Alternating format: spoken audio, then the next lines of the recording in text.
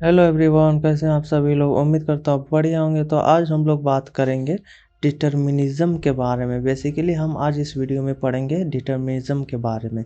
तो सबसे पहले हम देखेंगे इसका ओरिजिन कहाँ से हुआ, evolution through different periods, different phases of time. तो आज इस वीडियो में बस यही देखेंगे।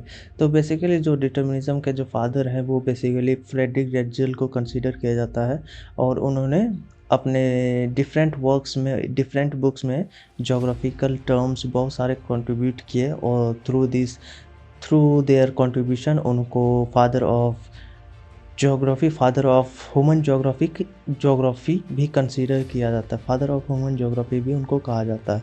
तो आज इस वीडियो में पढ़ेंगे हम डिटर्मिनिज्म के बारे में। तो बेसिकली जो उस टाइम पीरियड था 18th-19th सेंचुरी का जो टाइम पीरियड था, वो वहाँ पे डिफरेंट अप्रोचेस के ज़रिए मैन और नेचर का जो इंटरेक्शन होता था, जो स्टडी होता था, वो किया जाता था बहुत सारे अप्रोचेस के ज़रिए, जिसको हम लोग स्कूल ऑफ थॉट्स भी कहते हैं। हमने प्रीवियस वीडियो में हमने पढ़ा था डिफरेंट डिफरेंट स्कूल थे उस टाइम पीरियड में 19th सेंचुरी में, और जो डिफरेंट स्कूल थे वो अपने डिफरेंट डिफरेंट आइडियोलॉजीज़ को सपोर्ट करते थे। तो बेसिकली जो पहला स्कूल ऑफ थॉट्स था वो था German school of thoughts, second जो था फ्रेंच स्कूल ऑफ थॉट, और जो थर्ड था वो ब्रिटिश स्कूल ऑफ थॉट्स। तो बेसिकली जो और लास्ट में था अमेरिकन स्कूल ऑफ थॉट। तो जो बेसिकली जो जर्मन स्कूल ऑफ थॉट्स के जितने भी प्रोफेसर्स थे, यानी कि जितने भी जोग्राफर्स एंड स्कॉलर्स थे, वो बेसिकली डिटर्मिनिज्म को सपोर्ट करते थे, यानी कि डिटर्मिनिस्टिक थ्योरी को सपोर्ट करते थे। और जितने भी फ्रेंच स्कूल को जो प्रोफेसर थे वो बेसिकली पॉसिबिलिज्म को सपोर्ट करते थे। जो पॉसिबिलिज्म का जो आइडिया था, जो थियोरी था, उसको पोस्टुलेट करते थे। और जो ब्रिटिश जोग्राफर थे वो basically mainly they are associated with new determinism. चलिए आज इस वीडियो में पढ़ेंगे हम लोग डिटर्मिनिज्म के बारे में। तो जो डिटर्मिनिज्म का टाइम पीरियड था वो 1850 से लेकर के मोस्टली 1950 तक था। तो इस पीरियड के बीच दौरान जो डिटर्मिनिस्टिक के जो थ्योरी थे वो इवॉल्व हुए थे, मतलब जो पासेस हो रहे थे generation to generation through different scholars. तो अप टू कब तक पास हुआ था? 1950 तक, यानी कि सेकेंड वर्ल्ड वॉर तक। आखिर सेकेंड वर्ल्ड वॉर के बाद आखिर हुआ क्या था जो कि डिटर्मिनिज्म के जो सपोर्टर थे वो घट गए, यानी कि घट गए। वो कमेंट में आप लोग बताइए कि आखिर रीज़न क्या था 1950s में डाउनफॉल हुआ था डिटर्मिनिस्टिक थ्योरी का। आखिर रीज़न क्या था वो हमें कमेंट में, आप सब लोग कमेंट में बताइएगा। तो चलिए नेक्स्ट फर्दर पढ़ते हैं। The point of view is that physical environment. अब देखो ये यहाँ पे जो पॉइंट ऑफ व्यू बताया गया है, किसका पॉइंट ऑफ व्यू बताया गया है? जो डिटर्मिनिज्म के थ्योरी है, उस थ्योरी आखिर कहता क्या है? तो जितने भी सारे फिजिकल इन्वायरमेंट्स है controls the course of human actions. तो बेसिकली यहाँ पे जो बताया जा रहा है, जितने भी हमारे इन्वायरमेंट्स के सराउंडिंग्स में जितने भी सारे इन्वायरमेंट्स है वो हमें कंट्रोल करते हैं, यानी कि जो ह्यूमन एक्शंस है वो directly are responsible for the actions of environment, यानी कि हमारे इन्वायरमेंट डिटरमाइंस करते हैं हमारे ह्यूमन एक्शंस को, हमारे ह्यूमन बिहेवियर को।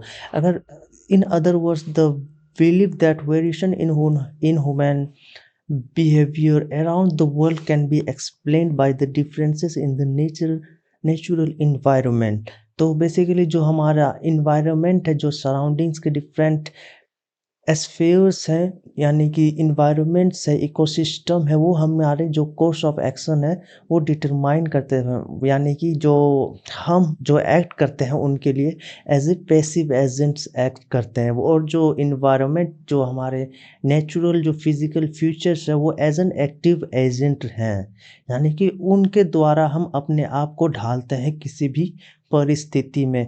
यानी कि जो इन्वायरमेंट है यहाँ पे वो ज़्यादा सुपीरियर है, सुप्रीम है इन कंपैरिजन टू मेन। तो अब आगे देखते हैं कि जो जो ये मैंने अभी कहा था एक पैसिव एजेंट्स, तो यानी कि जो मैन है वो कंसीडर किया जाता है as a passive agent in which the physical factors are constantly acting and thus determining his attitude and process of decision making। अब जो ह्यूमन के माइंड में जो डिसीजन मेकिंग होगा वो टोटली डिपेंडेंट करेगा किस पे, इन्वायरमेंट पे। यानी कि environment determines the human action। In brief, determinists believe that the most of human activity can be explained as a response to the natural environment। तो बेसिकली इतने सारे पैरा में यही कंसिडर किया जा रहा है कि जो हम है वो as an passive agent act करेंगे, और जो हमारा जो इन्वायरमेंट है, जो हमारा नेचुरल फिजिकल फीचर्स है, वो as an active agent work करेंगे। तो यानी कि हम जो हमारे जो डिफरेंट बिहेवियर होगा, जो हमारा ह्यूमन एक्शंस होगा, वो डायरेक्टली डिपेंडेंट करेगा, किस पे डिपेंडेंट करेगा, इन्वायरमेंट पे। यानी कि वहाँ पे नेचुरल रिसोर्सेज पे डिपेंडेंट हम हैं। तो चलिए फर्दर पढ़ते हैं। The first attempt to explain the physical features and character traits. अब देखो, जो पहला जो डिटर्मिनिस्ट का जो आइडियोलॉजीज था वो बेसिकली ग्रीक स्कॉलर्स द्वारा दिया गया था। यानी कि जो इवोल्यूशन ऑफ डिटर्मिनिज्म था वो फर्स्टली ग्रीस में हुआ था थ्रू ग्रीक स्कॉलर्स। अब देखो, वो डिटर्मिनिज्म जो टर्म है वो यूज़ नहीं किया गया था, लेकिन जो इसके जो आइडियाज़ थे, उसके जो थियोरी, वो जो डिटर्मिनिज्म थियोरी आखिर कहता क्या है, वो बेसिकली ग्रीक स्कॉलर्स से शुरुआत किया गया था। जितने भी ग्रीक स्कॉलर्स थे वो बेसिकली डिटर्मिनिस्टिक थ्योरी को पोस्टुलेट करते थे। पोस्टुलेट इन सेंस कि वो बेसिकली वो जो डिटर्मिनिज्म के जो थ्योरी कहता है वो उसी के आधार पे ये लोग अपने वर्क्स किए, अपने डिफरेंट थ्योरीज दिए। तो बेसिकली आज हम लोग अभी पढ़ेंगे एरिस्टोटल के बारे में कि how Aristotle contributes in the field of determinism. तो बेसिकली इनका जो कंसिडरेशन था जी, जो कि कोल्डर क्लाइमेट्स ऑफ यूरोप में, जो यूरोप में एक कंटिनेंट है, वहाँ पे जो बेसिकली जो वहाँ टेम्परेचर होता था वो बहुत ही कूल होता था, यानी कि कोल्ड रहता था हर समय। तो उनका कहना था कि वहाँ के जो कोल्ड क्लाइमेट ऑफ यूरोप में जो है वो ब्रेव पीपल बॉर्न होंगे, बट वो इन अनइंटेलिजेंट होंगे। यानी कि इन जो इंटेलिजेंट यानी कि जो बुद्धि होगी उन लोगों में, यूरोप के लोगों में वो कम होगा। इसीलिए वो सिर्फ अपने आप को इंडिपेंडेंस मेंटेन कर पाएंगे, बट वो लोग कैपेबल नहीं है दूसरे के ऊपर रूल करने के लिए। तो इनका यही कंसिडरेशन था। और इनका सेकंड मानना था कि जो वार्म क्लाइमेट्स के जो पीपल होंगे वो इंटेलिजेंट होंगे, बट जो ब्रेव नहीं होंगे, बट लैकिंग करेंगे किसमें, स्पिरिट में। और इसीलिए वो सब्जेक्ट टू स्लेवरी यानी कि स्लेव बन के रहेंगे। तो इनका थर्ड कंसिडरेशन था कि जो इनहेबिटेट्स ऑफ कोल्ड रीजन, जितने भी सारे लोग कोल्ड रीजन में रहते होंगे, वो करेजियस होंगे but lacking in political organisation.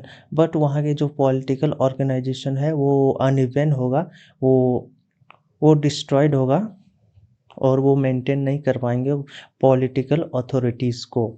तो capacity to rule their neighbours.